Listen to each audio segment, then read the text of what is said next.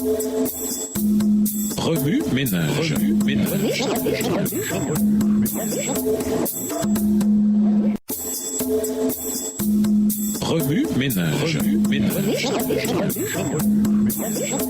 Bienvenue dans votre émission. Remue ménage. Nous voilà à la leçon de jeudi. S'impliquer, la grâce. De même que la Bible nous révèle deux lois, l'une immuable et éternelle, l'autre provisoire et temporaire, de même elle nous présente deux alliances. L'alliance de grâce fut d'abord conclue en Éden, alors qu'après sa chute, l'homme apprit que la postérité de la femme écraserait la tête du serpent. Cette alliance offrait à tous les hommes le pardon de Dieu, la grâce nécessaire pour lui obéir par la foi en Jésus-Christ et la vie éternelle. Les patriarches connurent ainsi l'espérance du salut. La même alliance fut renouvelée à Abraham lorsque Dieu lui fit la promesse suivante. Toutes les nations de la terre seront bénies en ta postérité. Genèse 22, verset 18. Cette promesse, Abraham le savait, se rapportait au Fils de Dieu. Galates 3, les versets 8 et 16. C'est du Sauveur qu'il attendait le pardon de ses péchés, et ce fut cette fois que Dieu lui imputa la justice. Cette alliance avec Abraham maintenait l'autorité et l'obligation de la loi morale, car Dieu avait dit au patriarche « Je suis le Dieu tout-puissant, marche devant ma face et sois intègre ». Et il lui rendit ce témoignage. Abraham a obéi à ma voix et a observé ce que je lui avais ordonné, mes commandements, mes préceptes et mes lois. Genèse 26, verset 5. Or, cette alliance était pour tous les temps. « Je ferai mon alliance avec toi », lui avait dit l'Éternel, « et avec ta postérité après toi d'âge en âge. Ce sera une alliance perpétuelle, en sorte que je serai ton Dieu et celui de ta postérité après toi. » Genèse 17, verset 7. Conclue avec Adam et renouvelée avec Abraham, cette alliance ne put être ratifiée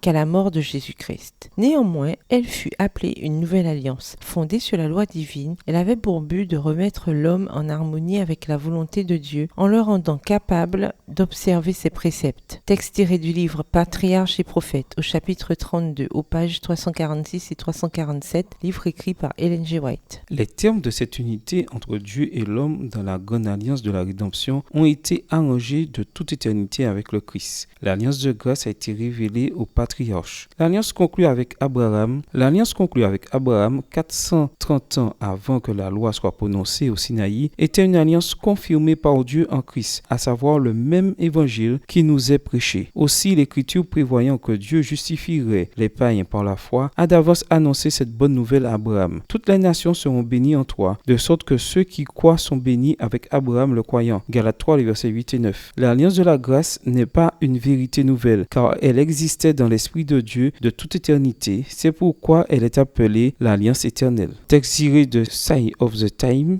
24 août 1891. Le salut de la race humaine a toujours été l'objet des conseils du ciel. L'Alliance de la miséricorde a été conclue avant même la fondation du monde. Existant de toute éternité, elle est appelée l'Alliance éternelle. Tout comme il n'y a jamais eu de temps où Dieu n'existait pas, de même, il n'y a jamais eu de moment où il n'était pas agréable à l'Esprit éternel de manifester sa grâce à l'humanité. Texte tiré toujours de Signs of the Times du 12 juin 1901. Remue ménage, suite à l'étude d'Ésaïe, les chapitres 24 à 27, quelles promesses s'appliquent dans votre sphère personnelle? Quelles promesses pratiques devez-vous appliquer à votre école, dans votre famille, au travail et à l'église? Révisez le verset mémorisé. En quoi s'applique-t-il à votre vie cette semaine? Au revoir. Et à demain si Dieu veut. Remue ménage. Remue ménage.